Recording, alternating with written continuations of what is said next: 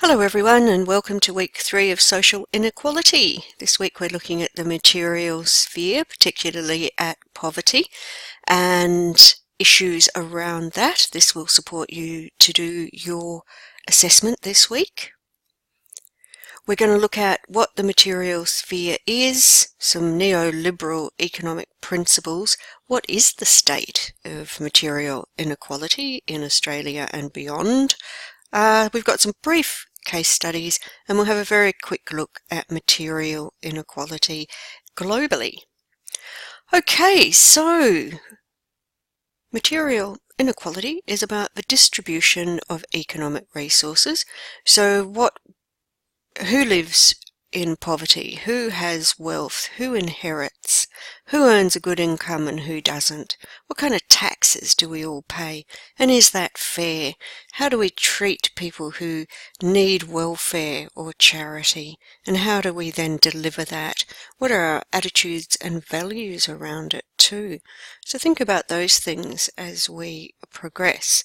So the United Nations has a definition of absolute poverty, which is the severe deprivation of basic human needs, including food, water, sanitation, health, shelter, education, and access to information. And its identification is not only dependent upon income, but also upon your access to services. Should you need something, how can you access that? And how is it delivered? In Australia, we look at relative poverty, which is different to absolute poverty, and it's about unreasonably low living standards compared to others. So unlike these situations, it may not be that people don't have a house at all, or water, fresh, clean water at all, but that they cannot afford to buy necessities, and that perhaps they don't have money to go and look for a job. They don't have a means to get from A to B to do that. Now there is a growing gap between the rich and the poor globally, and this is recognised by all international bodies and by all countries. This quote here from Pope Francis says, "While the earnings of a minority are growing exponentially, so too is the gap separating the majority from the prosperity enjoyed by the happy few.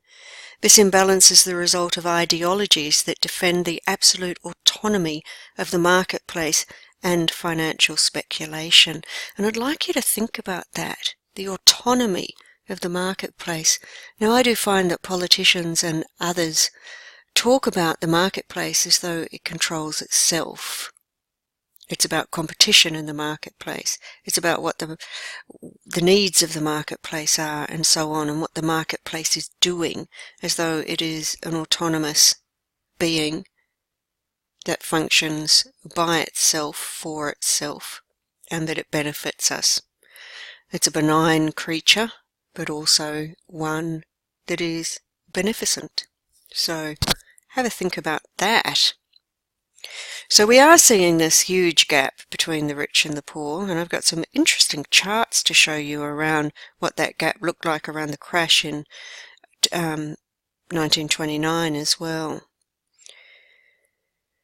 So the current global trends do indicate that it is not only between individuals and society that we see a growing gap between the rich and the poor, but also between states, which is countries. Income inequality in Australia is higher than the OECD average. At least it was in 2015. We have a new HILDA survey out, which is about household earnings and net worth, that's showing that income inequality in Australia is levelling out, and therefore we are sitting lower in the OECD average than we were. Now, this income inequality that Hilda has been reporting on is quite different to wealth inequality, which is growing in Australia. And when they say levelling out with income inequality, it hasn't been staggeringly increasing. So, this is the graph that I wanted to show you. This is from the Organisation for Economic Cooperation and Development about global wealth and inequality.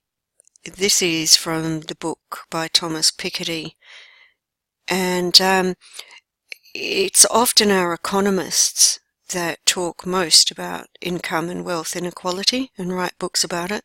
Thomas Piketty is an economist. So note the income inequality in the United States very high at the moment. It's been increasing greatly since the beginning of the 1990s, end of the 1980s, and this is when Reagan was in, Thatcher was in England, and when we started seeing neoliberal philosophies and ideologies coming into the way government is run. So this means big tax cuts for the rich and a reduction in increasing minimum wage as years go by for the poor. And I just think it's really interesting how high it was before the Great Depression and how high it is currently. Now, we're only seeing to 2010 there. We know that it has increased further in the United States, and under Trump even more so. I'm going to put a documentary up for you where you see a ex-politician, now university lecturer, talking in the documentary about income inequality in America and how much it's been increasing. I will post that for you. So this is ABS data given to us in a very readable format by the Australian Broadcasting Corporation. And that's showing the increase in the net worth of the top 20% households compared to the lowest 20%. Now, I just mentioned before that there's a difference between income inequality and wealth inequality. So income inequality has been stabilizing in Australia, but you'll see that it's still been growing. I should have put a date on this. This is 2019. Oh, there's a date in the link at the bottom. So we see that basically from the last time it was measured that it hasn't grown as much. Now, when it was last measured, it would have been in between these quintiles. But wealth inequality has been growing exponentially, staggeringly, as you can see with the green column.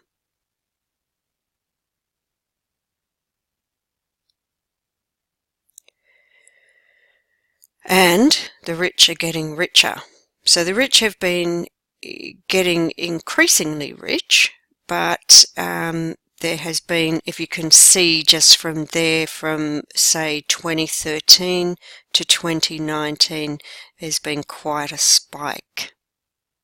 And I'll show you some more figures on that as we progress. This one's also from the ABC.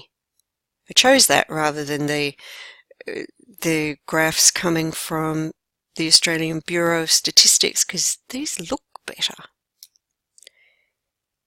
Now, this is the increase in average weekly household incomes. Now, a household includes everybody in it.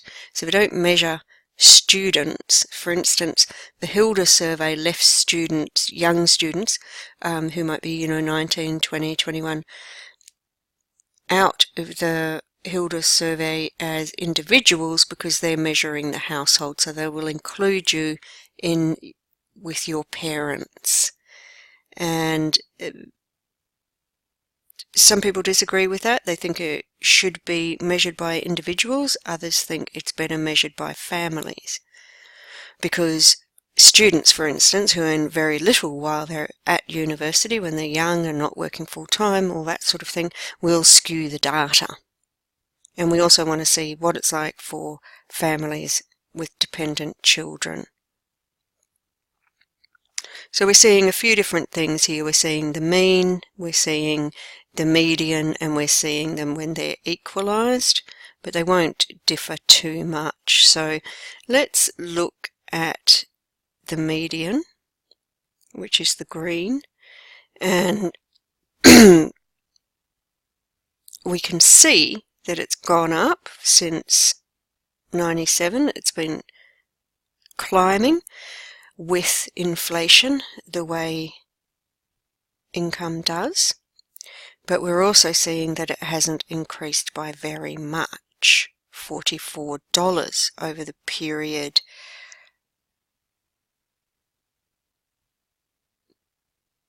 So people won't be very happy with that. But between the rich and the poor, there has been a reduction in the gap. And people are happy with that. Okay, but wealth is actually more unequally distributed than income. In Australia, we have a big division between the rich and the poor when it comes to wealth. The bottom 40% own a very small percentage of the wealth, and the top owns a very high percentage of it. And it tends to skew data because if we look at how rich our country is, everybody's income and everybody's wealth is piled in together. So if we have a big division between the rich and the poor, it can make the rest of us look like we're doing a little bit better. So why do we have this growing inequality in our country between individuals and between households?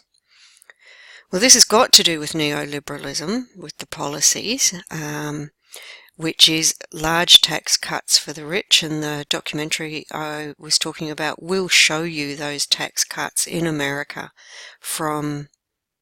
it will show you presidents back in time and what tax cuts they used to put on the rich and what they're currently putting on the rich now. It's dropped by like 50% in 100 years or so. So we have tax exemptions that will favour the rich. Also, globalisation is named as an issue, technological innovations. However, we don't see that technology is taking jobs away. It's more that technology is changing jobs. And we have a new world practice with compensating those that are running businesses and big companies. And it's also seen that because the rich and powerful companies create jobs, that they don't need to pay tax. Economists, however, tell us that it is not the rich and powerful businesses and companies that are creating the jobs, but us, the consumers, because we buy the products. Without us, they couldn't do what they were doing and make their profit. So they make a profit out of the consumer and therefore should pay tax based on that. So neoliberalism, what is it, and what's its relationship to the way we are governed and to the market? Because your neoliberals will always talk about the market, and any undermining of their policy, any criticism of it, and they usually say, oh, you're a socialist or a communist. So what are they actually talking about? So neoliberalism is an approach to government. It's basically, neo means new, so it's the new liberals. And it's the belief that the market is self-regulating. We should have free trade, we shouldn't have tariffs, countries shouldn't moderate trade. They should allow it to come in and out as it desires. It's rooted in a set of principles about supply and demand.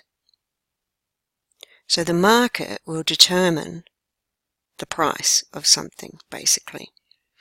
It's about reducing government intervention, so less government, less taxes, less unionism, and less employment protections, and therefore less welfare.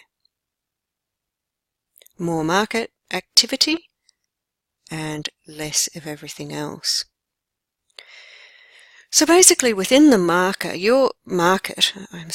you're compensated based on the scarcity and demand for your skill set or for your product. So if you've got something to sell that is in high demand, you'll get a lot of money for it.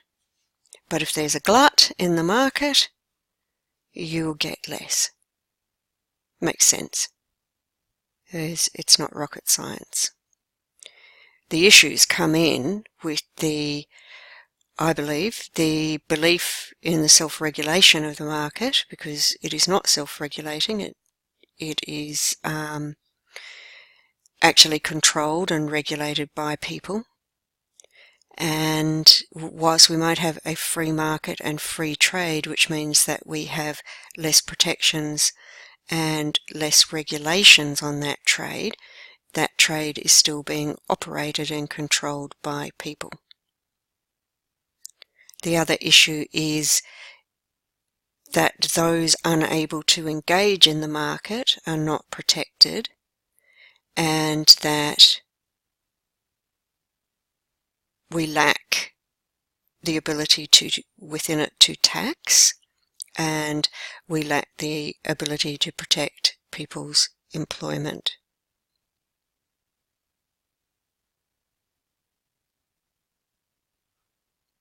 Okay, so let's start our case studies. Material inequality doesn't just occur because of,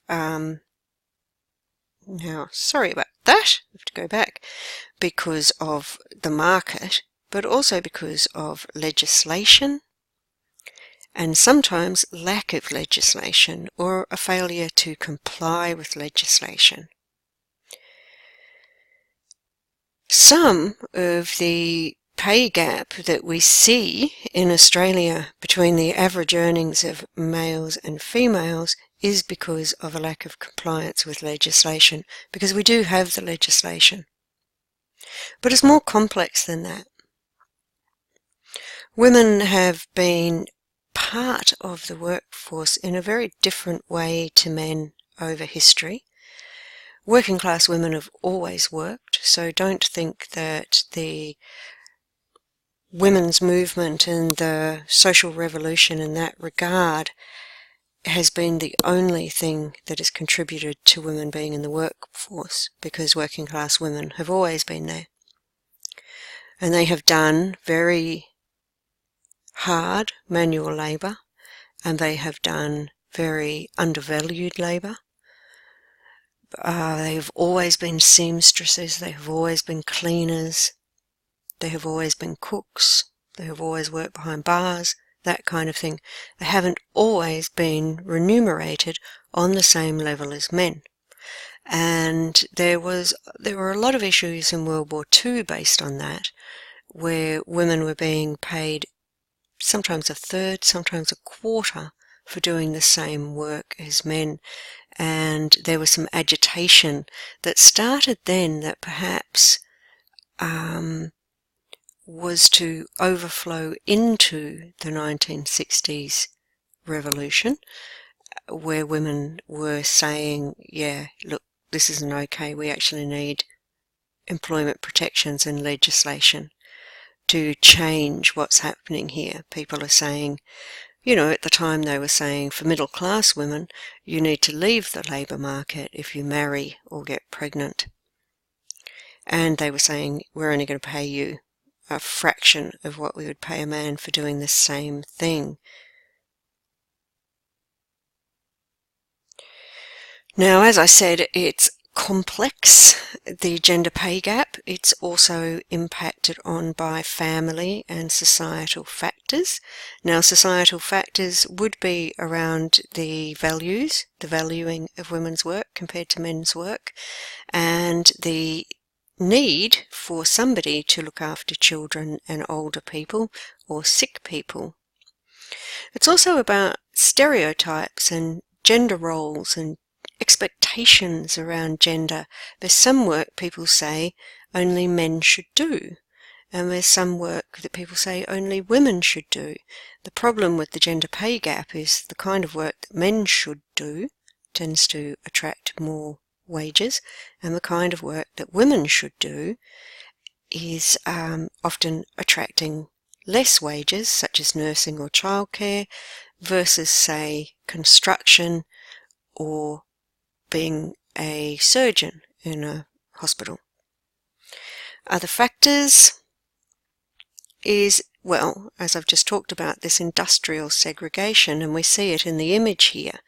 The women are the hostesses and the men are the pilots, so they're actually earning considerably different incomes for those jobs.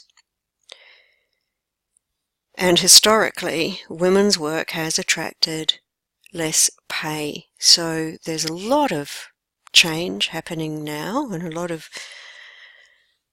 lobbying of government and all of that kind of thing. But when we're in a neoliberal workforce, it's more difficult to get things like that going.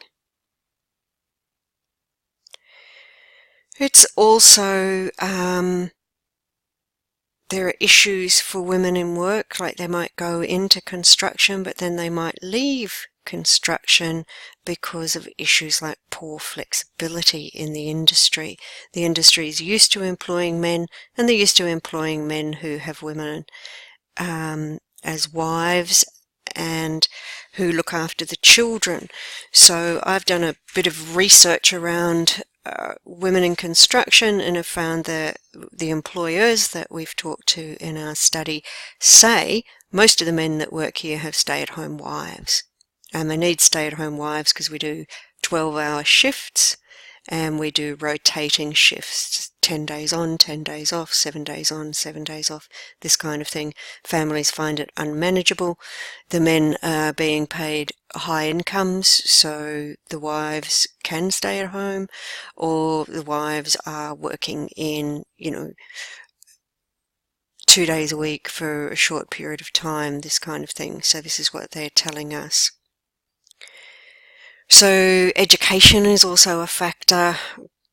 As you probably are very well aware, there's a real push to get women into STEM, science, technology, engineering, and mathematics, to get them into positions like that. You need to get them into education like that. So we do find that girls drop out of those subjects as they go through high school, and therefore they're not taking them in university, and so on.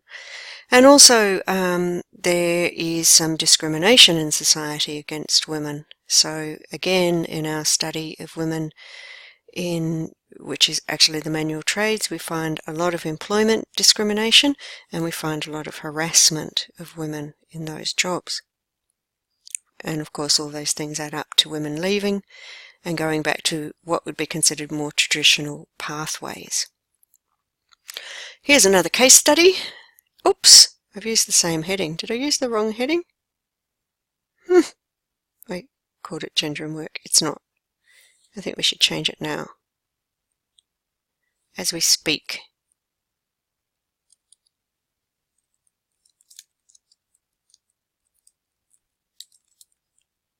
Oop.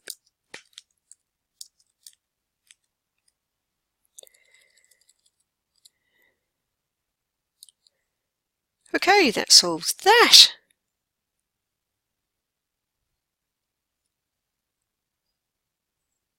So, in 2013, the gap between what executives earn and what the rest of us earn was 331%.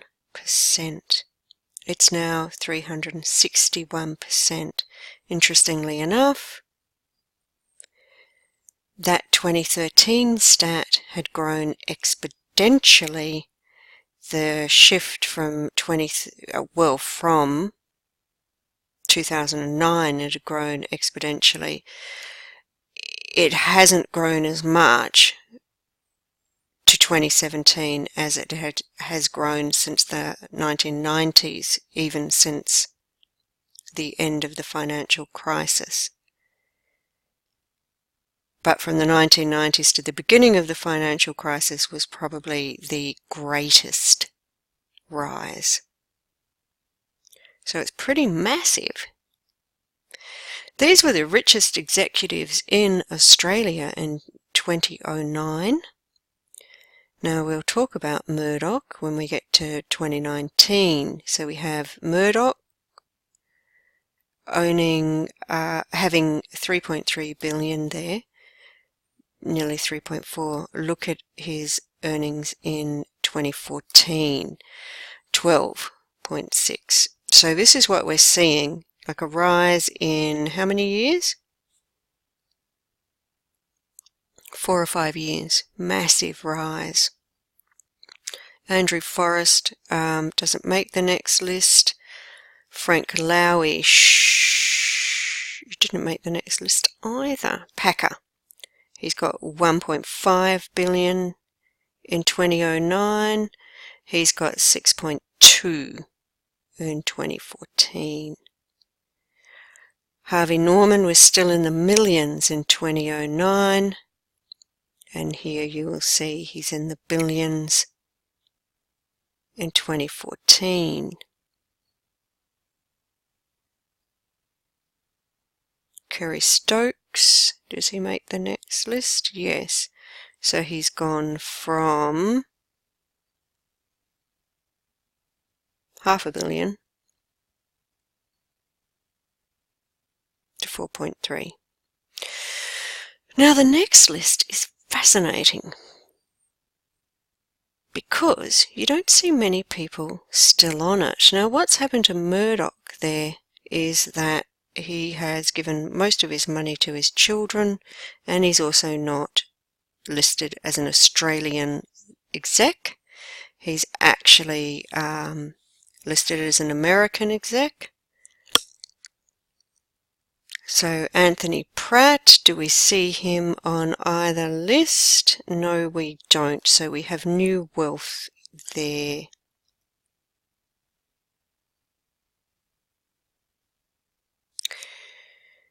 At 12.9 billion. So highest one here, 12.6. Next one down, 6 billion. So here we have Anthony Pratt at 12. Richest execs in 2009 included, a bit further down the list, Murdoch's son and daughter. Gina Rinehart's making the list here at 13. Well, she should be the highest, 13.8.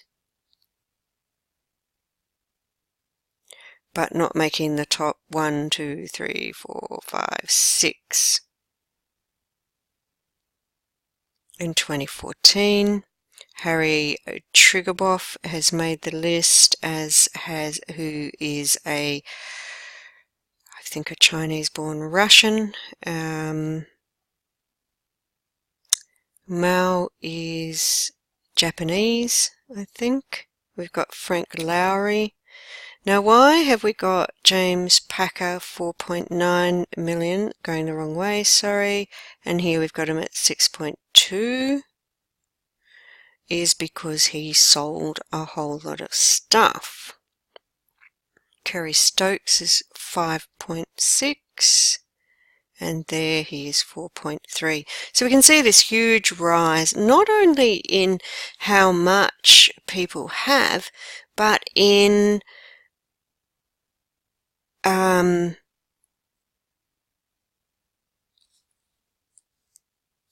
sorry, I just had to turn that off. So we're seeing a rise not only in how much people are earning, but how many people are actually making this list. many more people on the list than used to be on the list. Now, one of the issues is also how much they're actually paying people who are running the big companies. So here are a list of top earning CEOs in 2013 and how much they were earning per year. So top of the list, $141 million per year in wages, in income, to run these big companies. It's a massive amount of compensation for CEOs. And that's got to do with the market. So, is this a consistent trend in market economies?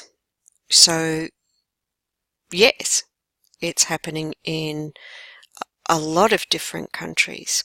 And what we're seeing is, as you can see here, there in 1985, 13 billionaires in the US. Now there is more than 1,000. And there's a decrease in how much people living in poverty are earning. And there's also been, in a country like the US, a stagnation of wages. In fact, in some areas there's been a decline.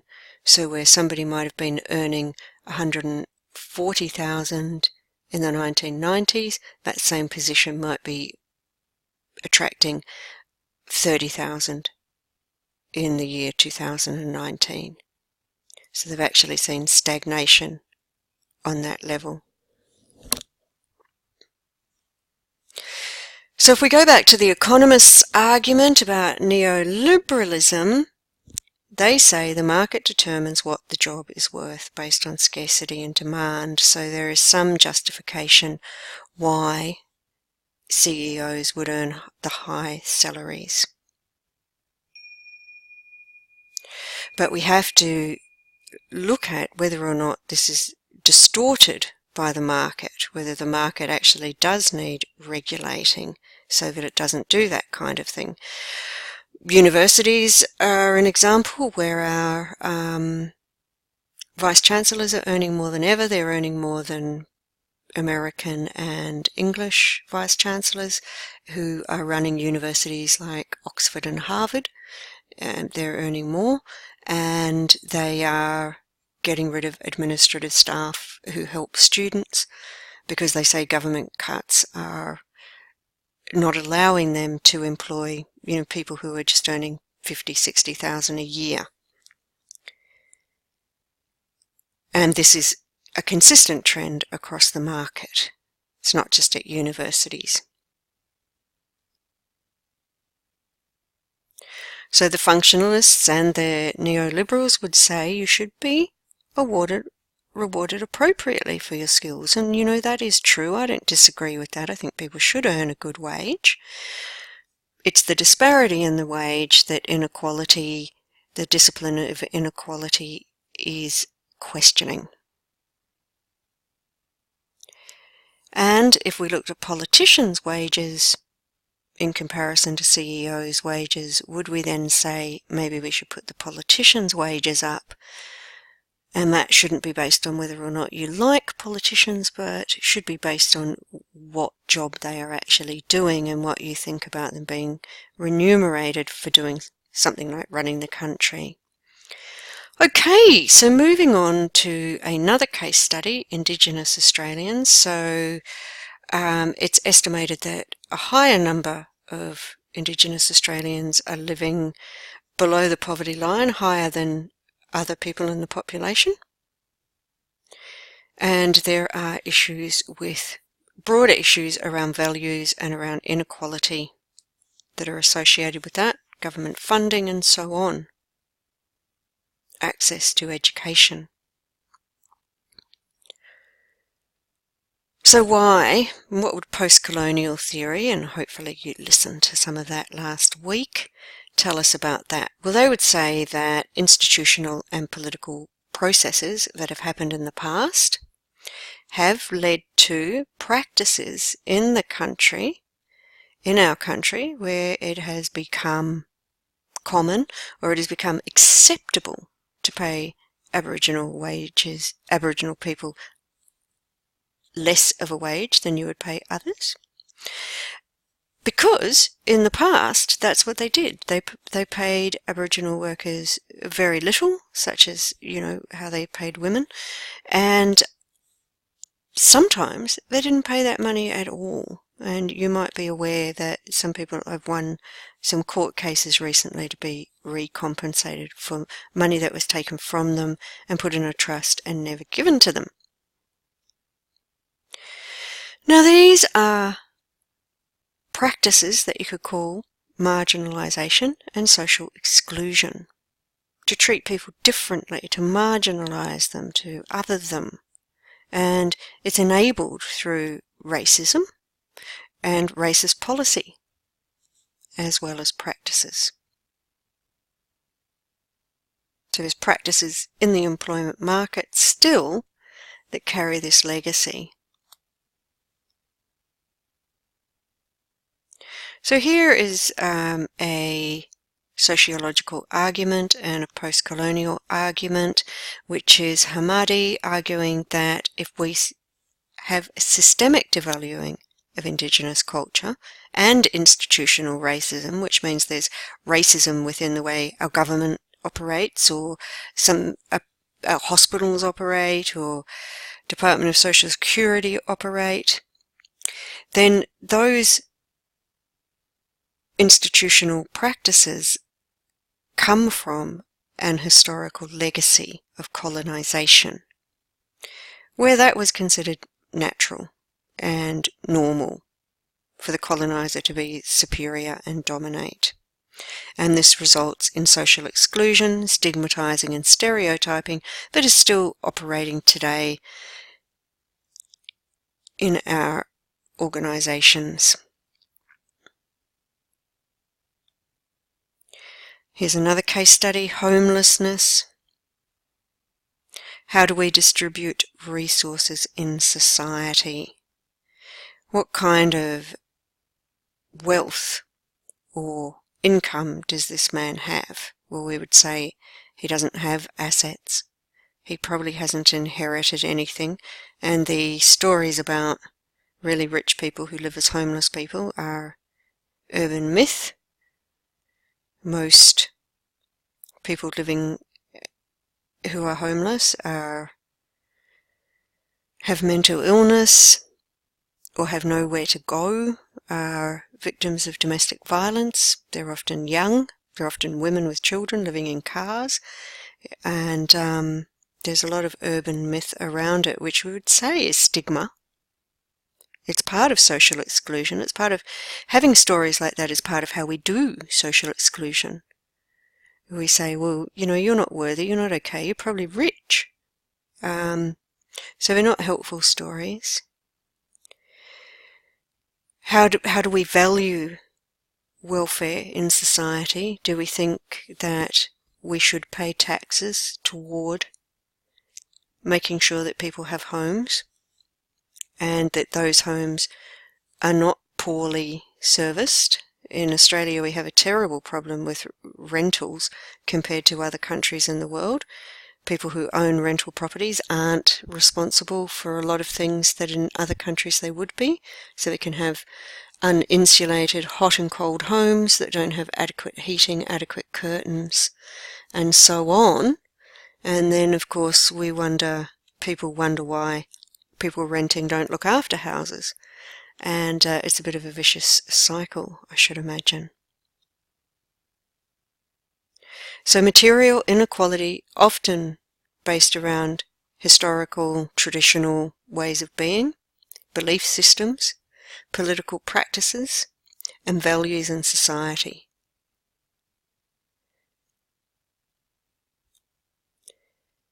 So what can the government do? And the government really is our access to doing something. It is our way of achieving that, which is, part of the problem of neoliberalism is reduced government, reduce government intervention. So governments often will put infrastructure into place in a particular way that they create jobs. People have talked about a lot of the infrastructure in Western Australia was built and created around a mining tax at the beginning of the last century.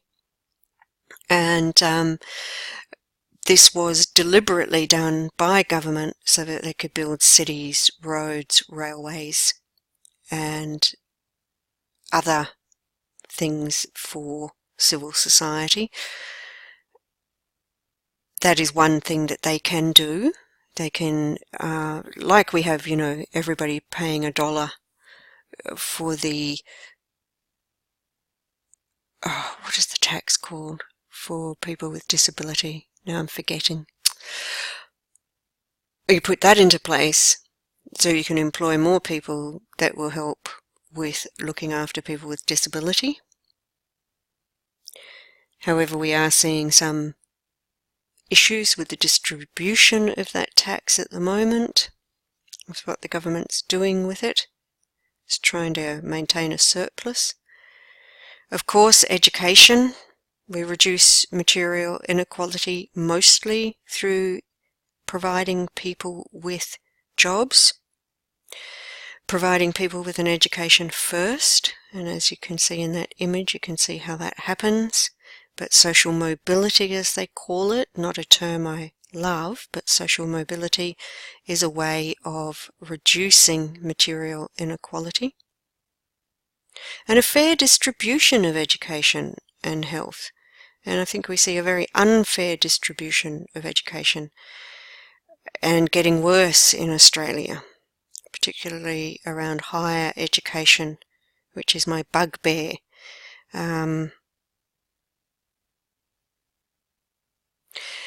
But neoliberalism does produce and favour levers that benefit the rich. And unfortunately, to even out material inequality, to even out the division between the rich and the poor, we need to reduce those, not increase them.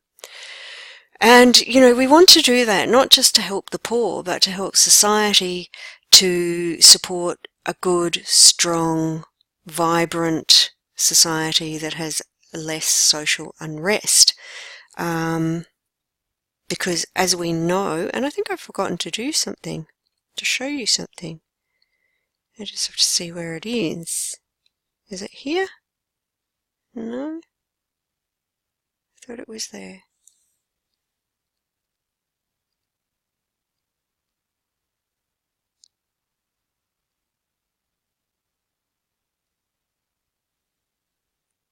Okay, bear with me here.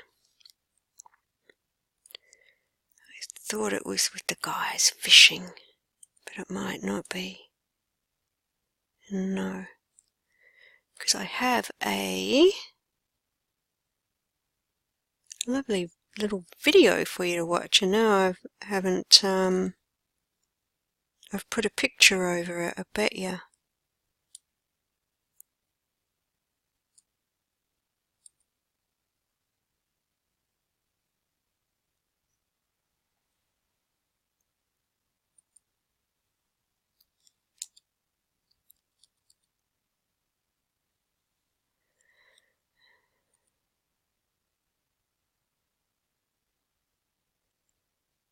Okay, I'm just going to have to make it available somewhere else. What a shame. I really thought I had it in a hyperlink.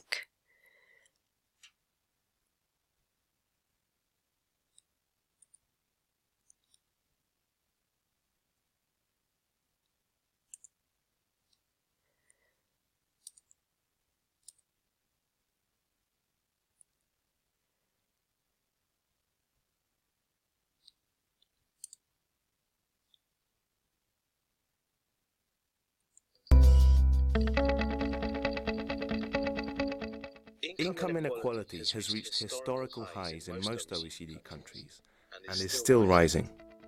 In the mid-1980s, the richest 10% earned 7 times more income than the poorest 10%. Today it's 10 times more. The picture at the bottom is grim. 40% of the population have seen little extra cash in their pockets from economic growth over recent decades. Rising inequality is not only a threat to social cohesion, but it's also an economic concern. It tends to drag down long-term economic growth and harms opportunities. The face of poverty has also changed dramatically. In the mid-1980s, pensioners were much more likely to live in poverty. Today it's young people and families with children. The OECD says to tackle inequality and to encourage inclusive growth, good jobs are key, especially helping more women into work, as well as a tax and benefit system that helps everyone.